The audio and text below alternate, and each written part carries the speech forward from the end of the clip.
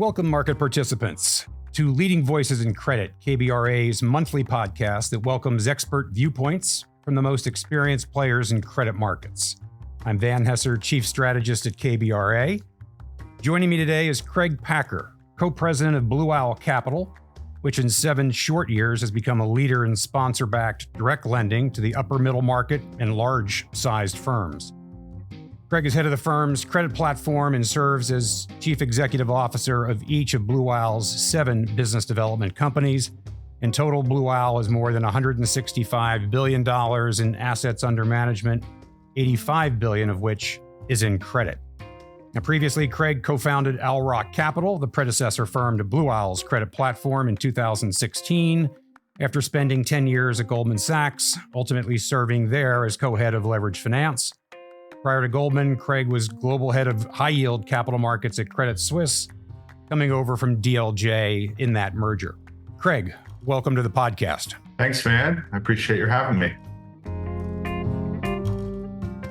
So you've had a long, winding road through a lot of what is very topical these days in credit markets. You left the public markets in 2016 to start Owl Rock, a predecessor to Blue Owl. As you look back, what's been the most surprising revelation to you going from public markets to private markets? It was certainly a big decision personally and professionally. I tend to be a pretty methodical thinker, and I spent a lot of time thinking about it. I was approached by Doug Ostrover, who was my partner, who I'd worked with previously in my career, about joining him to start a new firm. And actually, I spent quite a bit of time on it, so much so that Doug, to this day, teases me how long it took me to make the decision. Obviously, I'm really glad that I did. To make some observations, and I don't know that this is a surprise, but I think it's kind of at the core of what you're asking. You know, my role and our role at Goldman Sachs or the banks that I worked at in the public markets was really arranging to distribute leverage loans and high yield bonds to an investor base, CLOs, high yield mutual funds, and the like. And so ultimately, you're an intermediary. And so as an intermediary, you know, you're really making primarily a distribution judgment. Certainly, you do some due diligence. You want to make sure your documentation and risk factors are appropriate and have some understanding of the companies that you're underwriting. But the investment decision is being made by others. You know, in the private markets, you know, we're making a permanent investment decision on behalf of our clients. And so the level of rigor and work that we do in the private markets obviously is much deeper. And I'd say much deeper than really the public market participants are able to do. The public markets, your information and the time frame that you have to assess opportunities is quite limited. You've got a prospectus, you've got a bank book, you know, you've got a team that, you know, may have familiarity with the company, but you're making decisions sometimes measured in days or hours. In the private markets, you know, we do deep dive private equity style due diligence, often measured in months, where we get really, you know, direct access to the companies, to the private equity firms. It's just a lot more thorough, and, you know, which is commensurate with us owning illiquid assets for multiple years. So that's one, you know, major difference. The other sort of observation I would make looking back on it is, you know, we were making a bet that the private credit markets and direct lending would grow. You know, I obviously have been surprised, you know, delightfully surprised at just how much growth there was. I thought there was an opportunity, don't get me wrong, but I didn't appreciate just how deep that opportunity was and the real thirst from the institutional market, the private wealth market, to really a willingness to sacrifice liquidity in exchange for return. And so that the opportunity set has turned out to be just profoundly larger than we could have possibly hoped for. And obviously we'll get into that, you know, in the discussion, but that's been, you know, a delightful surprise. Yeah, it clearly has become a real phenomena. So given, you know, how quickly this has shifted, I guess it all sort of started post the GFC with policymakers trying to de-risk the banks and pushing a lot of what was considered to be riskier lending out into the markets, both public and private. What do you say to those out there that believe that private credit is risky evolution in the capital markets, that the growth of private credit represents a systemic risk to the financial system? Do we know at this point of the cycle? I think we do know. And I think that what I would say is, look, I understand, you know, I've been in the markets, you've been in the markets a long time. And anytime you have a market that's growing quickly, folks that aren't in the market are going to ask a question. What's driving this growth? Is there risk to it? I think the financial crisis in particular, I think, was a real wake-up call to make sure that, folks were examining the underpinnings of markets and where risk was. It doesn't concern me that someone will ask the question, because those are the kinds of questions that people will ask. What I'll tell you is, any reasonable, careful evaluation of the private credit markets, I think, will be quite reassuring to those that worry about systemic risk to the financial system. As you kind of said, what were the regulators trying to do after the financial crisis? They were trying to reduce the risk that banks were taking, because those risks were being borne ultimately by the taxpayer and ultimately by depositors who really didn't have a seat at the table in assessing that risk. And so a lot of the regulations were designed to have banks take on less risk. Our market, the private credit market, I think, is pretty ideally suited to take that risk. And so as you study this, we are investing in illiquid assets, but we're doing it in a way that I think is pretty responsible. Our investors are investing in funds that don't offer daily liquidity. We offer in some of our funds, we offer, very limited liquidity, and some we have modest amounts of redemption. And so we're not allowing the investors to pull their money out at a time when they're investing in liquid assets that aren't easily able to be monetized. We also have very modest leverage. Most of our funds are about 1 turn of leverage, and they're investment grade, including from KBRA, which we appreciate. And so they're modestly levered. They're properly capitalized with capital that is designed to be long-term in duration. And they are, making term loans, and there's matched floating rate assets with floating rate liabilities. And so I would say, by and large, this is set up exactly how you would want it to be set up. So if you care to examine it, I think you come away saying, actually, this is a pretty reasonable outgrowth of what the regulators would have hoped for. And so I think that's what's going on here. I happen to also think that the assets themselves that we're investing in are actually of really good quality, and we can certainly talk about that. And, again, and particularly at our firm at Blue Owl, where we're doing upper middle market private equity backed companies, I think that the assets are also of high quality, but the structures are set up in a way, I think, really, really designed to reduce risk. And the investors in our funds are willingly choosing to take that type of illiquid asset risk, understand what their liquidity profile is. And so I think it's a pretty sound system. Yeah, no, I think our viewpoint on this. We've been big proponents, I think, of this what we consider to be positive evolution in capital markets for a lot of the reasons I think that you just talked about. One of the things that I think that longtime market participants in lending businesses, and I think you alluded to this a bit, when you do have something that is going to, whether it's a structural shift and you've got a reallocation of funds, at the end of the day, to some extent, some might say it's a commodity business. It's hard to differentiate yourself. How do you decommoditize the business from Blue Owl's perspective? Look, we provide money. Money's green. Everybody's money's green, sure. But I think that, the comparison to being a commodity kind of ends there. The reality is that our business is of very significant scale. We have $85 billion of credit assets, which means that we can provide solutions to private equity firms, to borrowers in a routine manner for hundreds of millions of dollars, and for any particular situation that we really like, as much as $1 billion. That we can do it in almost any industry group we choose, in multiple types of structures, customized, and hold it. And there are just very few firms that can do that. Our team has deep history in credit, and we have deep relationships with the private equity firms. Those relationships are differentiated. Private equity firms understand quite well who the borrowers are, and they value having long-term relationships with firms, with people they know, and firms they've worked with, and they would prefer to have a very small group of lenders they go to on a regular basis. They're not simply just picking a random lender for each deal based on basis points. It's just not how they operate. And so we've been very fortunate. There's really just a handful of us in the private credit market that have all of those tools under one roof. And that's, I think, one of the biggest factors of our success is very much that it is not a commodity. It's not something that anyone can do. And we bring a lot to bear. Yeah. So, but talk a little bit about the competitive landscape, if you would, because the risk reward been so positive, so attractive.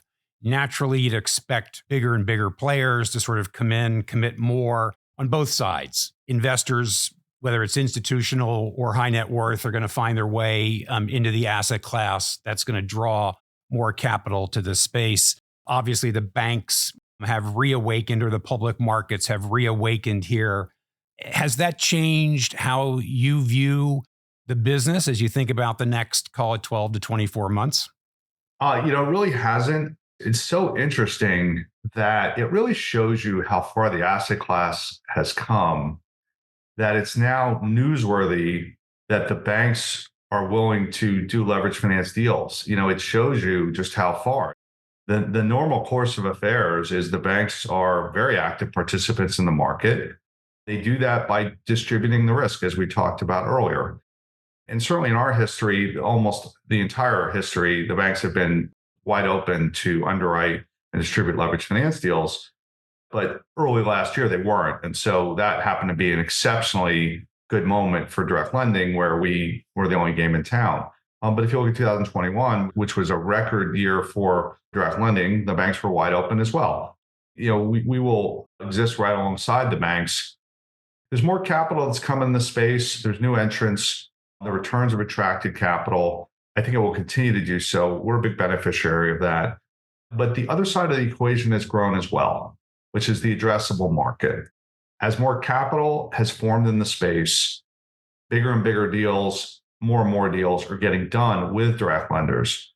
And so I call this the secular shift. The secular shift is to direct lenders, and the private equity firms like it, and they're using the solution for bigger and bigger deals. And so as more capital's in the space, it's allowing that to happen.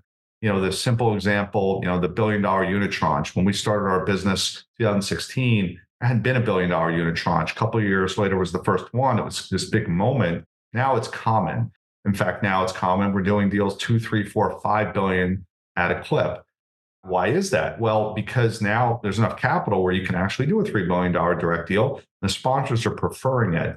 But that is opening up just a much deeper part of the market for us. And so that's growing the opportunity set. So that secular shift is going to continue, but they're going to be the cyclical ups and downs. There are going to be moments in time, and we're in one now. Just let's be candid. We're in one now, which is there's not a lot of deal flow. Both markets are open. There's a lot of private capital formation. And so at this particular moment in time, on March 7th, it's a good time to be a borrower because there's a lot of capital out there and you're seeing some spread compression. This too will change. They'll, for better or for worse, markets get volatile. For the course of any year, you'll still see the cycle will come up, the cycle will go down. So I don't get too focused on quarter to quarter. Over the next few years, I think the more and more opportunities will come to private credit. We're seeing a lot of interest, certainly from investors in the asset class, and a lot of interest from borrowers. And I think that'll generally result in more and more deals coming our way. Yeah. So reflect back, if you would, a little bit. You were there, obviously, in the public market side. You watched sort of the Cov Light regime sort of take root. We're seeing a bit of that now in private credit. How does that all move as we think about the business going forward? Are we going to go down that same sort of path where you're going to have to give something just to sort of continue to win your share of deals? The short answer is, and I think this should be intuitive, it makes sense to offer a company. Just think about it. I'm talking about a $3 billion private credit deal. We lend out at about 40% loan to value.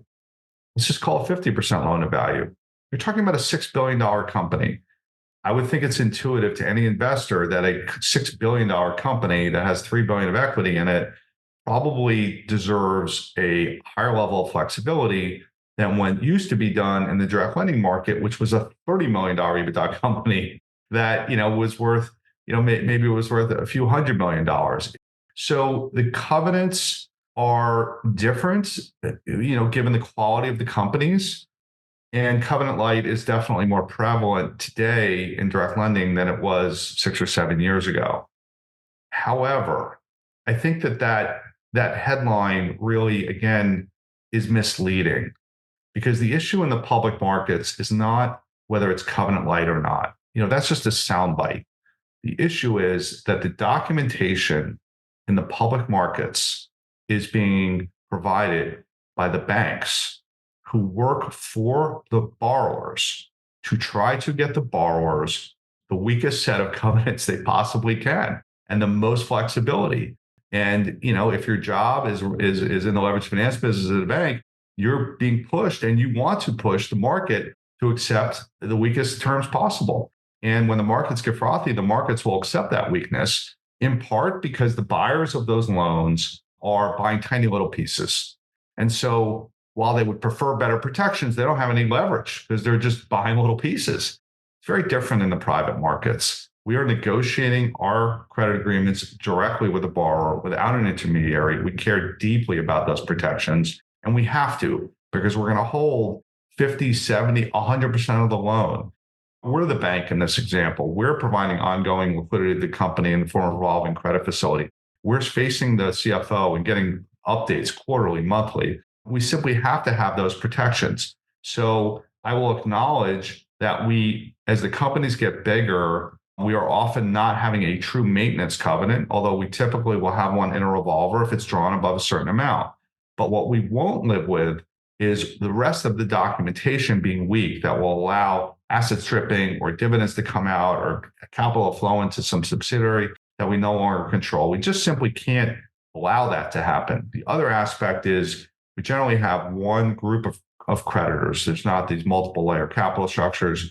And so it's one group of like-minded lenders in a concentrated manner. And the documentation continues to be, I think, very protective of us. And we simply have to have it that way. And certainly at Blue Owl, we're only willing to live, with those types of protections. So I think it's fair to say that it allows greater flexibility, but I don't think that flexibility has any meaningful impact on the creditworthiness of the loans that we're making. Yeah, I got it. So let's shift gears a little bit and kind of put you in sort of a macro seat. It's hard to imagine that anybody's going to have a better view of sort of hard landing versus soft landing than a lender of your size and scale. With all those touch points out there across the U.S., what do you see from a macro standpoint in terms of the economy?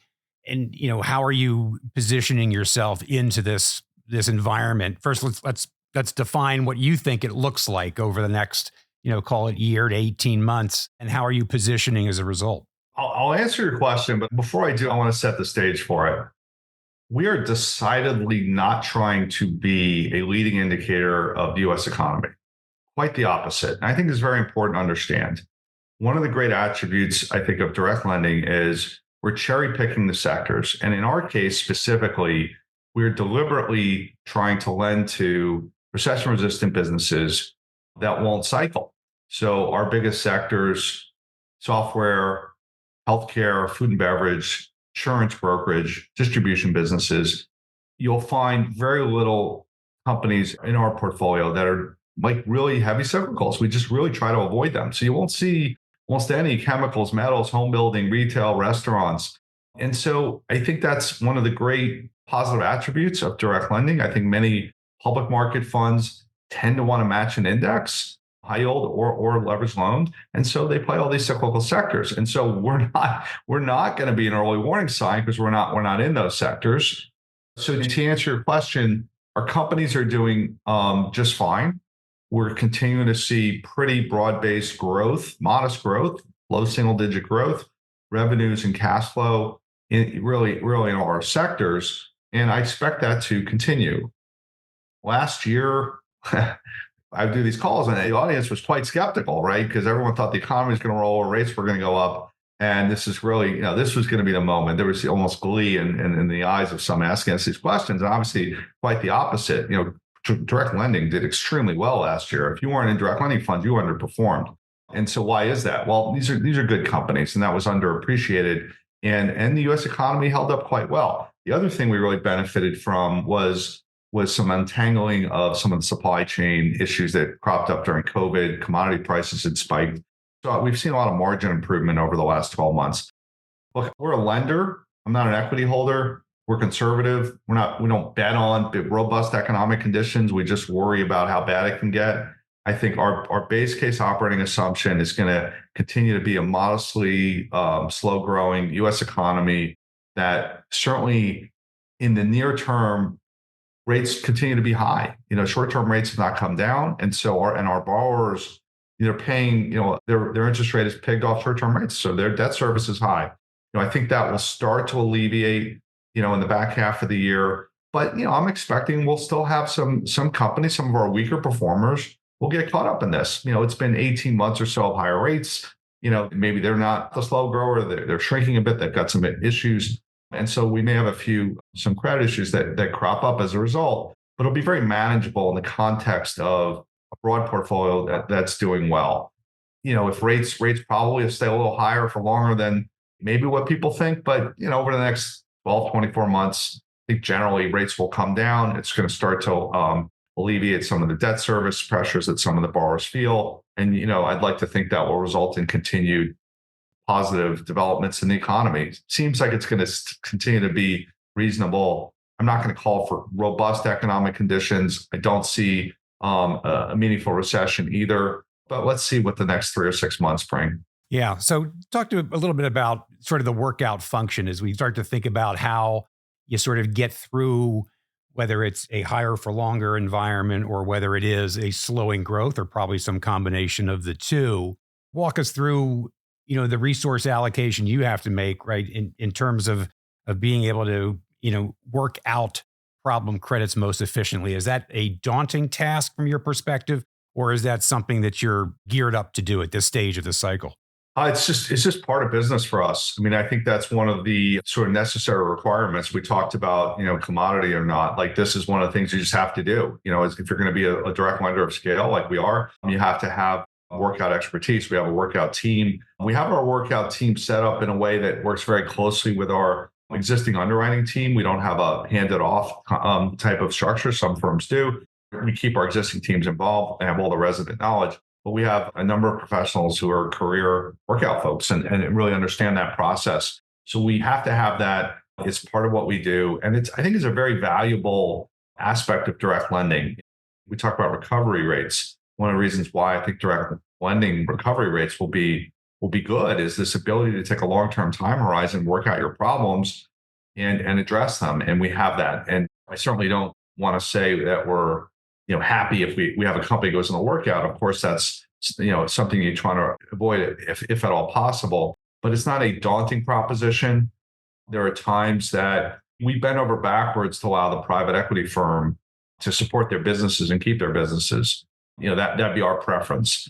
But if they can't, sometimes they just can't. They don't have the capital to do it, or they won't because they feel that there's not a value in it for them. In those rare circumstances, we will step in. And to a greater extent than you might think, it tends to be a fairly professional and cordial situation. The private equity firms, they don't want to have to do it. They don't want to have their management teams have to go through it. So they kind of do it. And they want to do it in a professional way, in a smooth way to preserve value for the business. And we work through these problems. And over time, and we haven't had a lot. Our loss ratio at our firm is 6 basis points. We've had less than a handful of workouts where we've had some terrific outcomes and gotten par recoveries. But believe it or not, even we've had a loan that we've had to take over. So part of what we do, part of what any large scale direct lender does, and it's really a way for us to provide a lot of value to our clients by getting high recoveries with our problem credits. Yeah. Sort of makes sense. If I think through the equation, it's just part and parcel to the business. And it seems like you're clearly advantageously scaled where you need to be with regard to whatever the economy is going to throw at us here. Talk to me a little bit about going after the wealth channel. Are there different considerations than the world that you've played in historically? I mean, what are some of the considerations that you have to think about in tapping into that pool of funds? From the beginning of starting, the predecessor, Owl Rock, part of our strategy was to enter the wealth channel. And this was 2016, which at that time, it wasn't on many firms' radar screens. We were early. My partner, Doug and Mark, I think rightly foresaw that there'd be growing appetite for alternatives in the wealth channel. Their previous firms, Blackstone and KKR, I think had some perspective on that. And so we position ourselves, squarely to be able to attack that. We're quite proud of what we've built there. We're really one of the leaders in raising capital in the private wealth channel. We have terrific partnerships with some of the wirehouses and RIAs.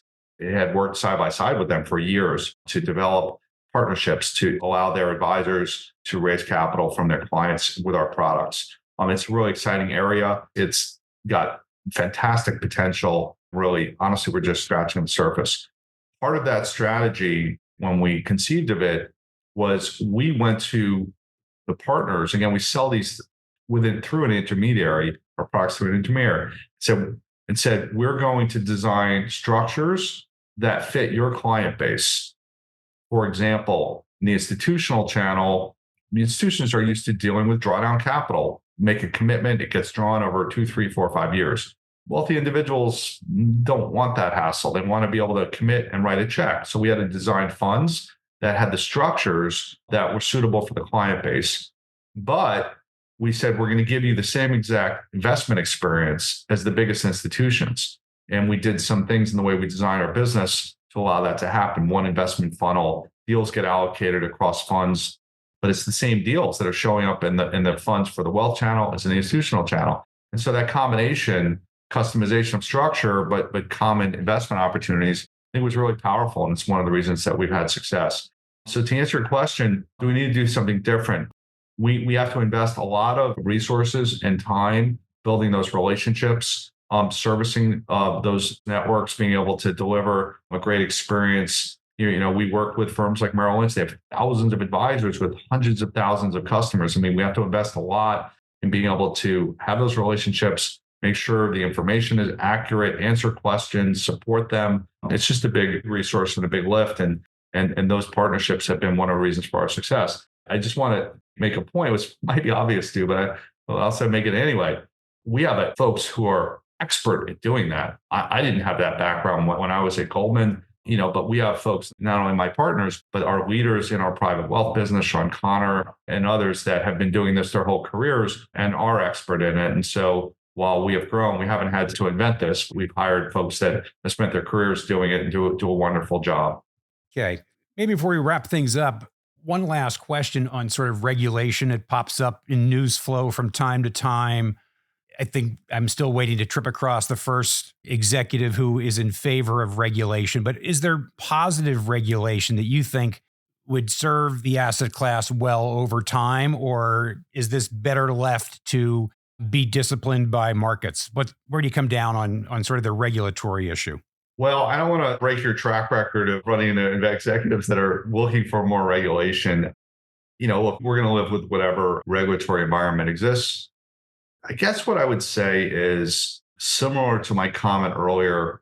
I can understand why any regulator would see, there's a part of the market that's grown a lot.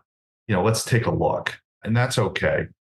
But I actually think when they take a look, they're going to see a lot of aspects that they should like. I think these private credit is really a pro-regulator approach to the capital markets. We're matching up investors, institutions, or wealthy individuals who are consciously deciding to lock up their capital and invest in illiquid assets knowingly, allowing themselves to be in funds that don't allow for redemptions in any great scale with moderate leverage. And so I think that, my opinion, that's a positive structure. And if regulators have suggestions of things to improve, of course, we'll all respond to that. But I don't think that there's inherently something that regulators would find objectionable about it. Last point I would make is, for our firm in particular, the vast majority of our capital is in the form of BDCs, business development companies. Business development companies are quite transparent.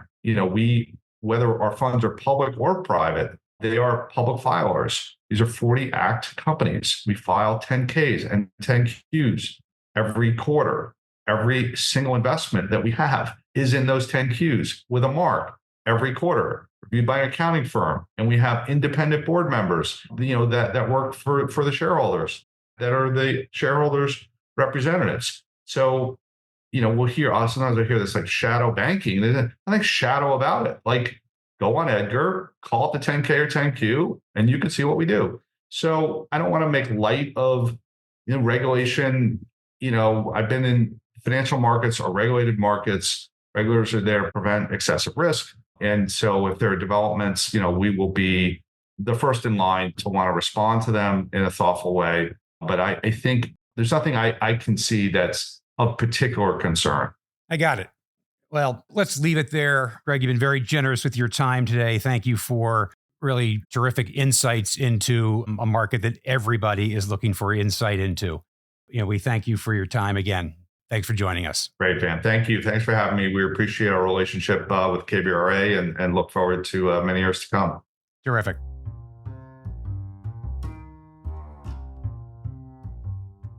Thanks for listening to our latest Leading Voices in Credit podcast.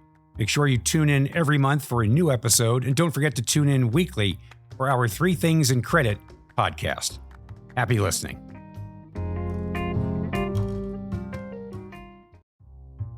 Hello, listeners. Join me, Van Hesser, KBRA's chief strategist, and thousands of listeners each Friday for the latest episode of my 3 Things in Credit podcast, where I reveal 3 things in credit markets that you should know about.